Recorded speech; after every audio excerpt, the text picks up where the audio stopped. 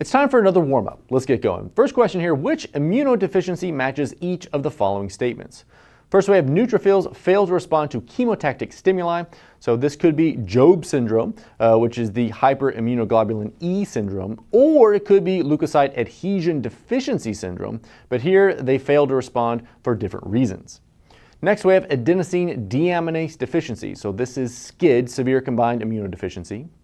Failure of endodermal development. So this is seen with DiGeorge syndrome. Next, we have defective tyrosine kinase gene. So this is going to be the Bruton A gammaglobulinemia. Associated with high levels of IgE and also high levels of eosinophils. So this is going to be hyperimmunoglobulin E syndrome again. Next, which bacterial structure fits each of the following descriptions? Mediates adherence of bacteria to the surface of a cell. So that's going to be the fimbria or pili. Protects against phagocytosis. That's going to be the capsule. Space between the inner and outer cellular membranes in gram-negative bacteria. That's going to be periplasm. Forms attachment between two bacteria during transfer of DNA materials. This is going to be the sex pilus or the F pilus. Genetic material within bacteria that contains genes for antibiotic resistance. That's going to be the plasmid. All right, that's it for the warm-up. Let's get to that lecture now. In this video, we're going to talk about oxygenation. We've covered the structure of hemoglobin and how that affects oxygen binding, but there's a little more to it than that. The oxygen content of the blood includes both the oxygen bound to hemoglobin plus the oxygen that's dissolved in the blood.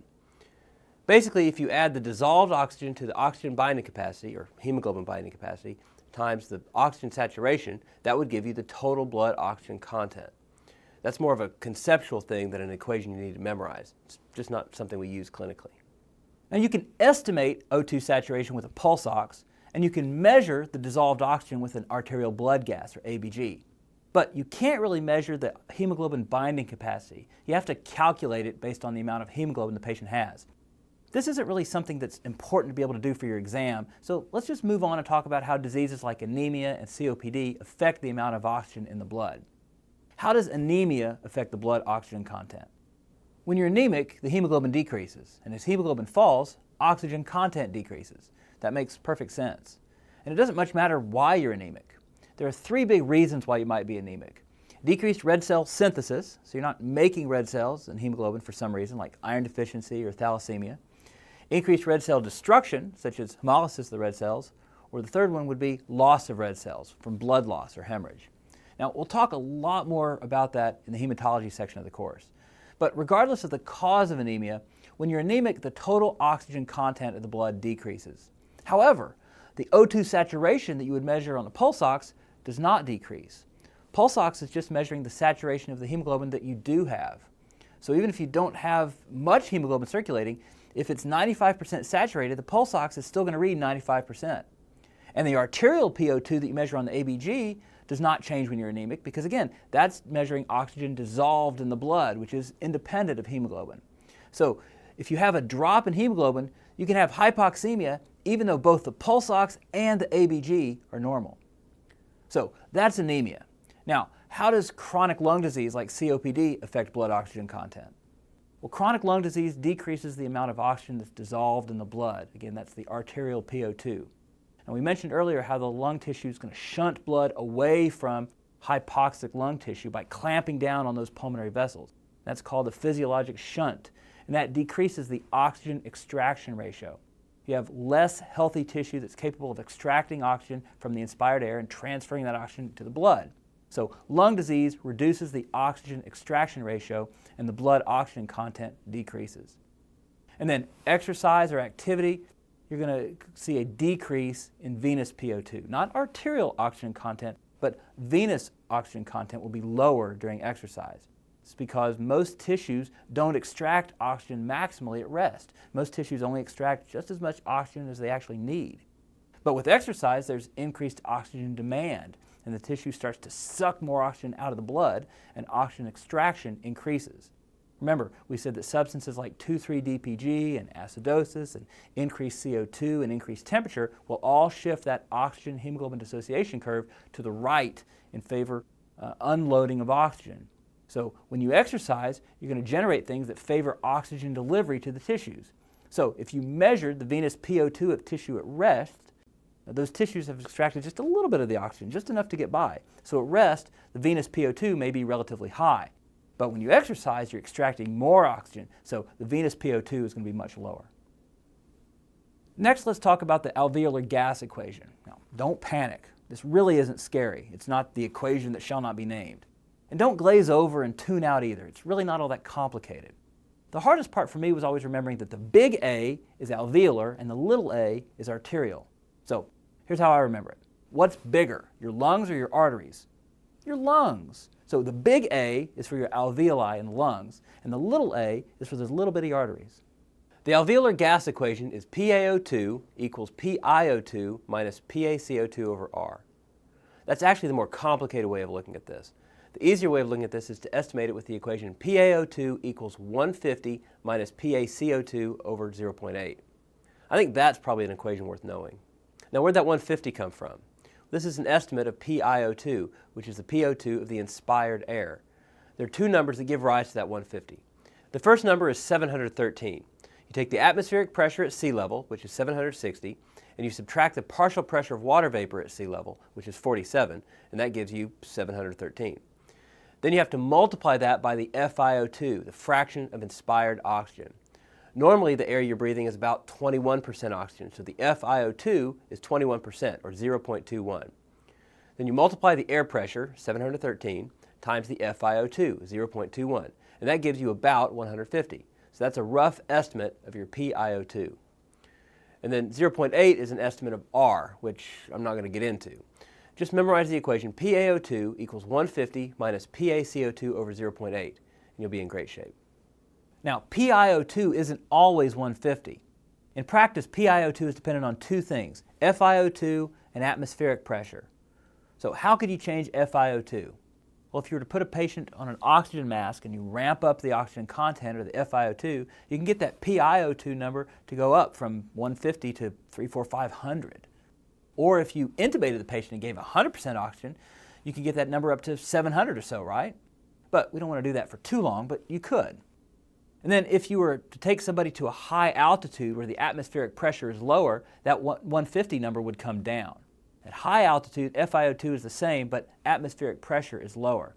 So again, the PiO2 is dependent upon FiO2 and atmospheric pressure. The other thing to note here is that as you increase your CO2 in this equation, what happens to oxygen? As you increase CO2, your alveolar oxygen is going to decrease. You can see it in the equation, and it just has to decrease. We're subtracting PaCO2 from 150, so as PaCO2 goes up, PaO2 is going to go down. And the converse is true as well. As CO2 goes down, PaO2 is going to go up. But more importantly, and more clinically relevant here, is how do we measure oxygenation in a patient? How do we determine how successful a patient is at oxygenating themselves? Well, there are two measures of oxygenation that you should be familiar with. The first one is the AA gradient. It's the alveolar oxygen tension, P big AO2, minus the arterial O2 pressure, P little AO2. This is a gradient, so you're subtracting. Sometimes you'll hear about the AA ratio, where you take the same numbers and you divide them. But this is the AA gradient, which is what you need to remember. So you take the pressure of oxygen in the alveoli, which we calculated from the alveolar gas equation, and then you subtract the arterial oxygen pressure, which you measure on your ABG, and that's your AA gradient. The AA gradient is normally a pretty small number, around 10 to 15. That's the difference between the oxygen content in the alveoli and the oxygen content in the blood. Under normal circumstances, the oxygen should readily diffuse from the alveoli into the arterioles, so there really shouldn't be much gradient at all. So the AA gradient is a low number. If the gradient is very large, that means there's a problem with that gas exchange. So what kinds of things will give you an increased AA gradient? Well, increased AA gradient can be due to shunting or VQ mismatch, where the blood isn't making it to the alveoli. You can have increased AA gradient from something like pulmonary fibrosis, which causes a diffusion limitation. A diffusion limitation means that something has thickened the diffusion barrier between the type 1 pneumocytes and the basement membrane and the endothelial cells. And it prevents gases from diffusing freely across the barrier, so you can't exchange gas very well. Another factor that can increase the AA gradient is an increased FiO2. If you increase the FiO2, the fraction of inspired oxygen, from 21% up to, say, 50%, that's going to change the AA gradient, because even though you put a ton of oxygen in the alveoli by increasing the FiO2, there's still a functional limit to how much oxygen can actually transfer from the alveoli to the blood. So when you increase FiO2, you're going to flood the alveoli with oxygen, but the blood is not going to be flooded with so much oxygen. So that's going to change the AA gradient artificially. And then finally, advancing age will change your AA gradient as well. As you get older, the AA gradient will increase slightly, just a little bit. Now, just remember, the high AA gradient is usually bad news. That's the fundamental thing here. So that's the alveolar gas equation and the AA gradient. But keep in mind, calculating the AA gradient is kind of cumbersome. Measuring arterial O2 is easy, just check an ABG, but calculating alveolar O2 is a little more involved. So the second way to measure oxygenation is to use the PaO2-FiO2 ratio. This is the arterial O2 divided by the FiO2. Remember, for a gradient, you're subtracting. For ratios, you divide. Again, the FiO2 is going to be related to the alveolar O2 in some way. The normal value for this ratio is 300 to 500 millimeters mercury. Less than 300 indicates a gas exchange deficit. Less than 200 is severe hypoxia, which is something you might see with ARDS, acute respiratory distress syndrome. Next, let's talk about oxygen deprivation. There are basically three ways that your body can be deprived of oxygen, which are listed in the study guide. You can have inadequate PaO2, so that not very much oxygen is dissolved in the blood, and that's called hypoxemia, hypooxygenemia, low oxygen in the blood. Second, you can have inadequate oxygen delivery to the organs and the tissues. So there's plenty of oxygen in the blood, but the oxygen just doesn't get into the tissues like it should. This is low oxygen at the tissue level, so this is tissue hypoxia. Or third, you can have inadequate perfusion, some vascular problem that chokes off blood flow to the tissues and impairs oxygen delivery that way. So let's think about which diseases will fall into each of these three categories. The first category was inadequate PaO2, or hypoxemia. So if you're at high altitude, or if you're simply hypoventilating, maybe from an overdose of morphine, you're going to have low PaO2, but the AA gradient will be normal. The problem here is that you're just not getting much oxygen into the alveoli in the first place. But if you had pulmonary fibrosis, the AA gradient will be high. The oxygen can get into the alveoli, but there's fibrosis and thickening of that gas diffusion barrier, so the oxygen is just stuck in the alveoli and it can't diffuse into the blood. A right-to-left cardiac shunt will also give you an increased AA gradient because a significant amount of the deoxygenated venous blood is being shunted to the systemic arterial circulation. It's never really getting to the pulmonary capillary beds in the alveoli at all. So again, there's plenty of oxygen in the alveoli, but it never gets to the blood. And then a VQ mismatch will also give you a high AA gradient. We'll talk about VQ mismatch in the next video, but it's essentially another form of shunting blood away from the alveoli. So one more time, in all three of these, there's a big drop-off between the amount of oxygen in the alveoli and the amount of oxygen in the blood. That gives you a high AA gradient. Very, very important concept. Our second way that the body can be deprived of oxygen was inadequate oxygen delivery to the tissues. So obviously, if you have hypoxemia or decreased oxygen in the blood from any of those things we just listed, like pulmonary fibrosis or a right-to-left shunt, then you're not going to be delivering much oxygen to the tissue. So hypoxemia ultimately results in tissue hypoxia. Now anemia kind of does the same thing, not because it affects the oxygen dissolved in the blood, but anemia affects the amount of hemoglobin that's available to carry oxygen. We've been over that. We've also talked about carbon monoxide poisoning and carboxyhemoglobin. We said that hemoglobin will preferentially bind to carbon monoxide if it's available, so that will decrease hemoglobin's availability to carry oxygen. So just like with anemia, if there's less hemoglobin available to carry oxygen, there's less oxygen being delivered to the tissues. And if you had heart failure and low cardiac output, you could have perfectly normal amounts of oxygen in the blood, but the pump is failing so that the blood isn't being delivered to the tissues. It's like if you check your mailbox and it's empty. Is it empty because the mailman hasn't come yet? Or is it empty because the mailman came and there was just no mail for you in his bag? With anemia and carbon monoxide poisoning, the mailman already came. The heart delivered blood to the tissue. There was just no oxygen, no mail to deliver. With low cardiac output, there's plenty of oxygen or mail, but the delivery system just isn't getting it there.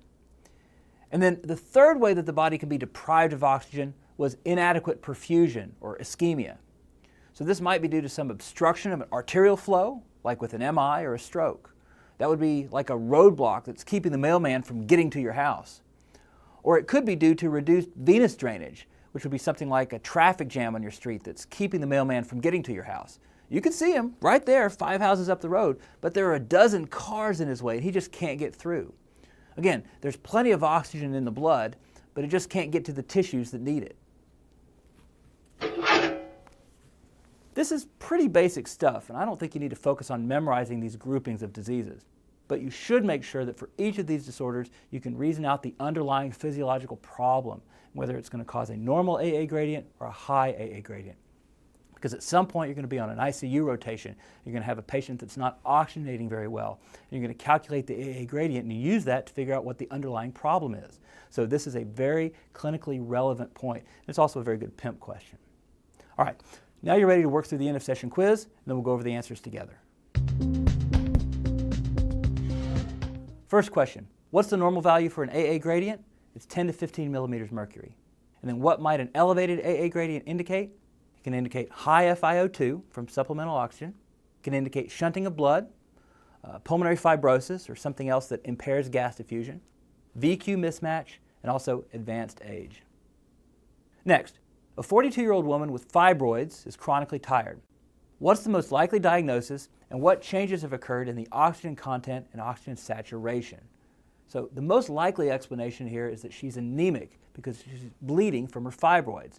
The most common complication of uterine fibroids is excessive uterine bleeding.